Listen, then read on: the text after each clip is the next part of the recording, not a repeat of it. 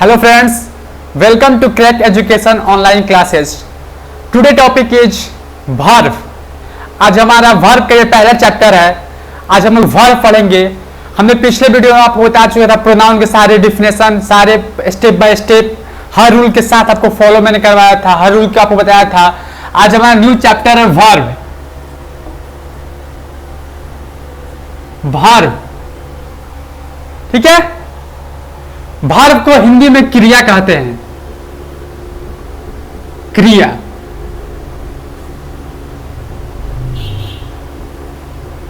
Verb में new chapter है क्योंकि मैंने पिछले वीडियो में प्रोनाउन को खत्म करवा चुका था. ये वर्ब न्यू चैप्टर है. अगर हमारे चैनल पर नया है तो पहले चैनल को सब्सक्राइब कर दे, बेल आइकन को जरूर दबा दे क्योंकि जो भी वीडियो हमारे अपलोड हो सबसे पहले आप तक पहुंचे. और ये भी वीडियो स्किप कर रहा है क्योंकि मैं हर बार बोलता हूं कि हर वीडियो हर चीज से कनेक्ट है, तो ये भी वीडियो पिछले वीडियो से कनेक्ट है. आप जरूर देखिएगा. अगर हमारे चैनल पर नए हैं तो पहले आप पहला वीडियो देखें, तभी आपको ये वर्ब का या किसी और चैप्टर का समझ में आएगा. क्योंकि मैं हर बार बोलता हूं कि हर वीडियो हर चीज से कनेक्ट है. ये भी वीडियो पिछले वीडियो से कनेक्ट है, आप लोग जरूर देखिएगा. वर्ब क्या है? कोई पूछेगा व्हाट इज वर्ब, तो मैंने आपको पहले बताया था, अभी बताता हूं. मैं डिफिनेशन नहीं देता हूं, मैं डिफिनेशन नहीं दूंगा क्योंकि मैं खुद की अंदर की आवाज को बाहर निकालता हूं. हर बार बोलता हूं कि जो भी डिफिनेशन है खुद की आप अपनी माइंड थॉट जो समझ में आए वो उससे उसकी लैंग्वेज से आप किसी को प्रेजेंट करें. कोई भी चीज उसी तरह मैं प्रेजेंट करता हूं. वर्ब क्या है? कोई भी काम, जो भी आप काम करते हो, कोई काम करने की क्षमता को हम लोग वर्ब करते. किसी काम को किया जाए, किसी काम को करने की, कोई भी काम. जैसे आप पढ़ रहे हैं तो आप एक वर्ब क्रिया कर रहे हैं. किसी व्यक्ति या वस्तु के बारे में बताते हैं तो वह आप क्रिया कर रहे हैं. जैसे बोला जाए मैं इस मार्कर के बारे में बता रहा हूं आपको, तो मैं एक वर्ब का काम कर रहा हूं, मैं एक क्रिया का काम कर रहा हूं. उसी तरह वर्ब यही है. और इसमें क्या डिफरेंस है? तो व्हाट इज अ वर्ब, तो वर्ब उसमें आप बहुत सी जोड़ सकते हैं. हिंदी में क्या दूं, बोल रहे आपको बहुत सी जोड़ सकते हैं, लेकिन सिर्फ मैं जोड़ने नहीं दूंगा आपको. आप खुद की आवाज को बाहर निकाल दो, आपको कि आप खुद की आवाज को बाहर निकाले. कार्य करने की क्षमता, जो बोले आप, या किसी के बारे में बता रहे हैं आप. जैसे मैं पढ़ा रहा था, आप मेरे बारे में कुछ बता रहे किसी को, तो आपको ये वर्ब है. ठीक है.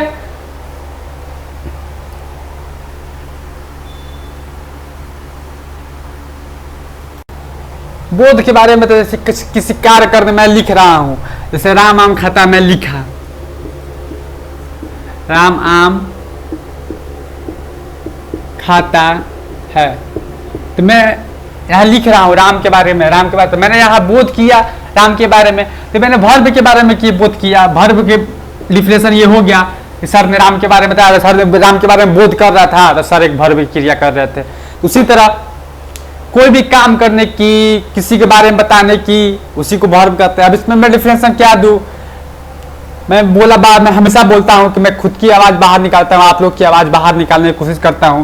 क्योंकि डिफिनेशन तो हर कोई देता है. डिफिनेशन देने से क्या होगा? डिफिनेशन रट्टा मार देगा. आप लोग एग्जाम में कहीं घुमा रहे क्वेश्चन पूछ दे, आप लोग के माइंड से स्किप कर, यार तो मैंने ये तो पढ़ा था, या सर ने ये तो लिखवाया था, ये तो नहीं है, इसका सर ने गलत पढ़ा या हमने अच्छे से नहीं पढ़ा. नहीं, खुद की अंदर की आवाज निकालिए. ठीक है ना. खुद से कुछ चीज कीजिए. डिफिनेशन खुद से बनाइए. अगर खुद से आप कीजिएगा आपको सारा या कंसेप्ट क्लियर कंसेप्ट समझ में आएगा. ठीक है.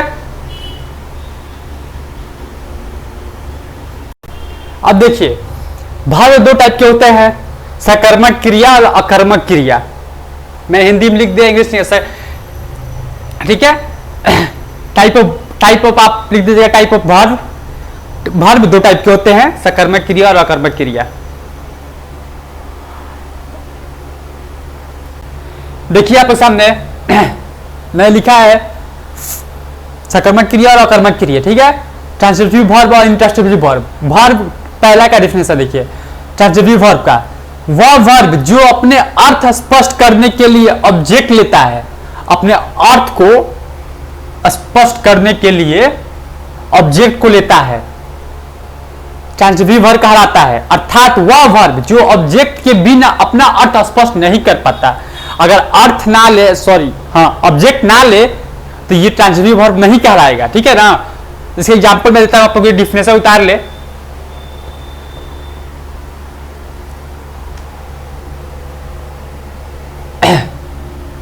एग्जाम्पल से बेहतरीन समझेंगे, ठीक है।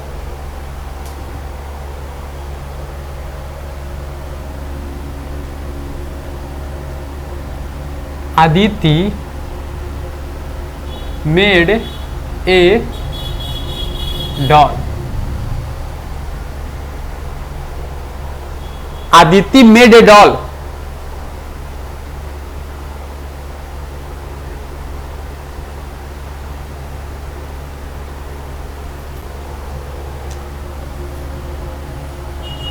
मेड ए डॉल, ठीक है। आदिति मेड ए डॉल, मैंने क्या लिखा है, वह वर्ब जो अपने अर्थ को स्पष्ट करने के लिए ऑब्जेक्ट लेता है। मेड वर्ब हुआ, ए डॉल ऑब्जेक्ट लिया ना।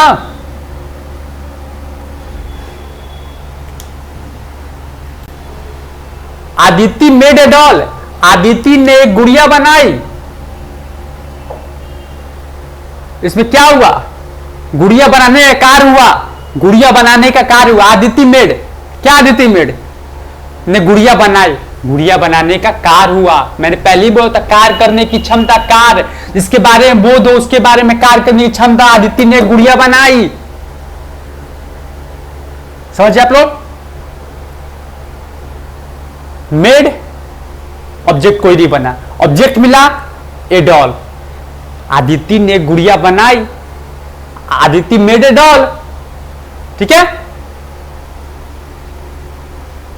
आप नोट कर ले, मैं अब इंट्रोडक्शन के बारे में बताऊंगा, इसके बारे में आप नोट कर ले अपने नोटबुक पे। अब देखिए आप लोग, वह वर्ब जो अपना अर्थ स्पष्ट करने के लिए ऑब्जेक्ट नहीं लेता है। इसमें नहीं लेता, उसमें लेता था, लेकिन उसमें लेता था है, सॉरी लेता है, लेकिन इसमें ऑब्जेक्ट नहीं लेता है।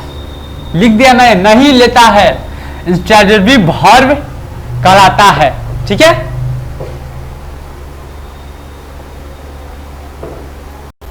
इसका एग्जांपल देखिए आप लोग, द मैन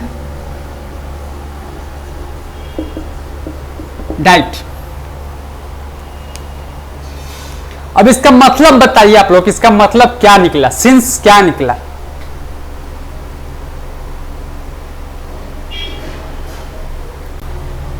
आदमी आहार,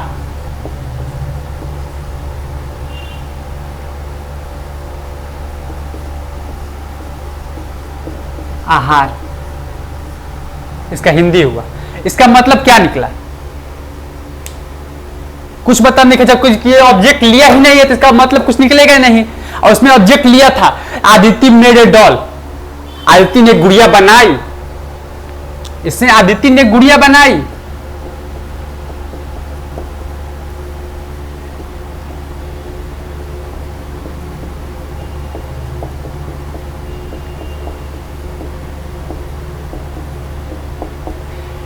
इसमें समझ में आ गया स्पष्ट रूप से आपको कि आदिति के बारे में बात, आदिति ने गुड़िया बनाई है उसके बारे में बात होगा। लेकिन इसमें ए मैन डाइड, आदमी आहार, इसका क्या मतलब निकला, कुछ नहीं, क्योंकि इसने ऑब्जेक्ट लिया ही नहीं है। तो जब ऑब्जेक्ट नहीं लिया है आगे इसकी बात ही नहीं हो सकती। पहले ही स्पष्ट बोल दिया आपने इसने कि वह वर्ब जो अपने अर्थ स्पष्ट करने के लिए ऑब्जेक्ट नहीं लेता है। इसने पहले ही आपको स्पष्ट करवा दिया कि मैं ऑब्जेक्ट नहीं लेता हूं, इसलिए मैं इसमें आप कोई बिलीव नहीं करते, मैं कुछ भी बोलूं आप समझ सकते हैं, आज का अर्थ निकाल सकते हैं, निकालिए, नहीं तो नहीं निकाल सकते। तो उसी तरह इसने पहले ऑब्जेक्ट नहीं लिया है, इसका अर्थ निकलने कोई स्पष्ट सवाल ही नहीं होता। इसने अपने आदमी आहार, आदमी क्या आहार, कुछ आहार नहीं। इसलिए मैंने दोनों तरफ का एग्जाम्पल अभी सामने भी रखा, मैंने इसको ऊपर लिखा कि गलती से इरेज ना हो जाए, इसलिए गलती से इरेज ना करने के लिए इसको ऊपर लिखा है। आप दोनों समझ, इसका स्पष्ट समझ में आ रहा है कि आदिति ने गुड़िया बनाई, आदिति के बारे में बात हो रही है कि आदिति ने गुड़िया बनाई है, उसके बारे में बात हो रही है। लेकिन इसमें क्या बात हो रही है, आप क्या समझेंगे, आदमी आहार, क्या आदमी आहार,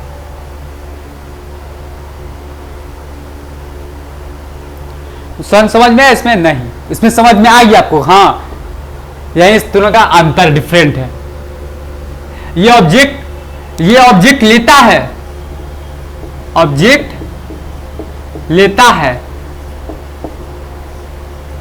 ये ऑब्जेक्ट नहीं लेता है, ये ऑब्जेक्ट नहीं लेता है।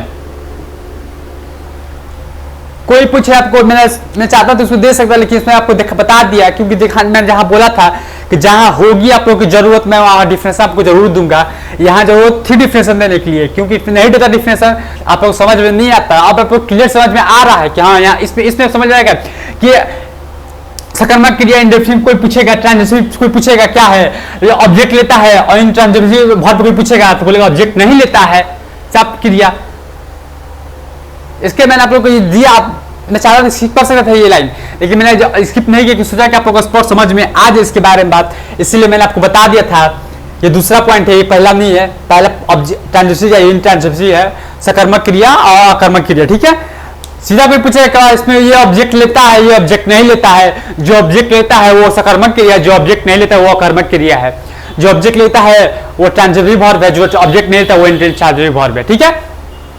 आपके सामने दोनों एग्जांपल है, आप ले सकते हैं एग्जांपल।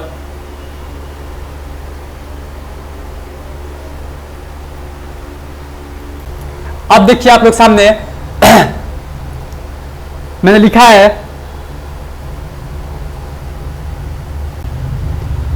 रूल। मैंने चालू बोला था आपको कि मेरा रूल चालू होता है हर चीज में, मैं रूल देता हूं, इसलिए इसमें भी रूल है। देखिए इसमें रूल में मैंने कुछ लंबा लिखा है, लेकिन आप लोग को बहुत इंपॉर्टेंट चीज लिखा है मैंने। आप लोग नोटबुक पर आराम से लिखिएगा, इसमें कोई मिस्टेक मत कीजिएगा।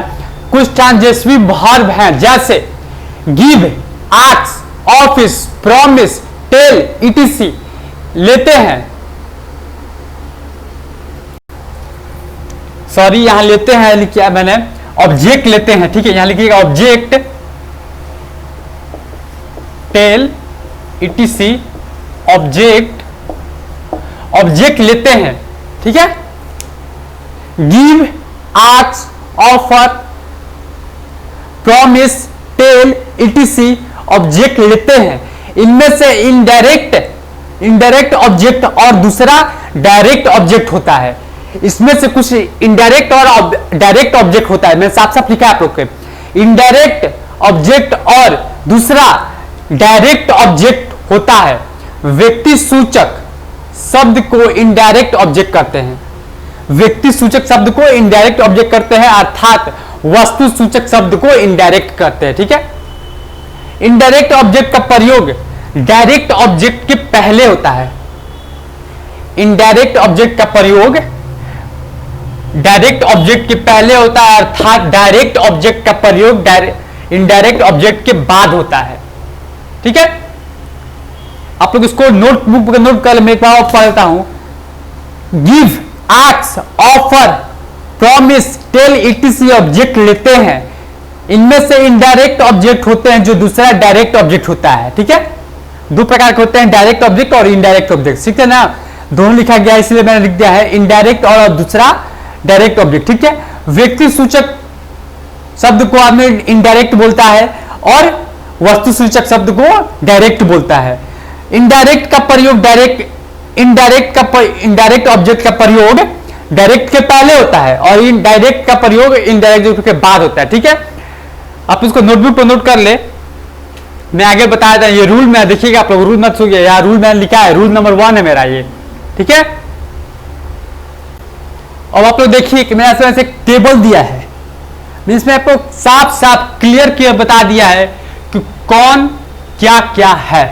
सब्जेक्ट, वर्ब, इनडायरेक्ट ऑब्जेक्ट और डायरेक्ट ऑब्जेक्ट लिखा है मैंने।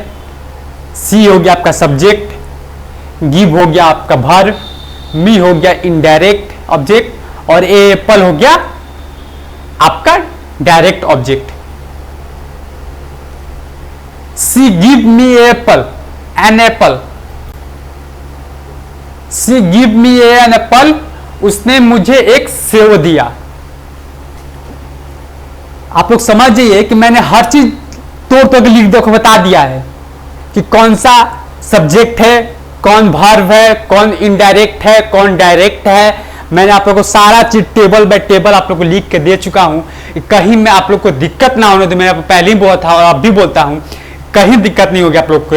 इसलिए आप लोग ऐसे ही अपने नोटबुक पे उतार ले, क्योंकि आप तो अभी समझ गए, लेकिन आप अदरवाइज आप कभी स्किप माइंड से हो जाए या कोई दूसरा कोई आपको नोटबुक पढ़े तो उसको समझ में ना आए कि इसमें कौन सा ऑब्जेक्ट है, कौन सा डीन ऑब्जेक्ट है, कौन सा वर्ब है। तो ये आप लोग क्लियर करने के लिए मैंने लिस्ट दे दिया है इतना लंबा कि आप उसको क्लियर कर ले, ठीक है।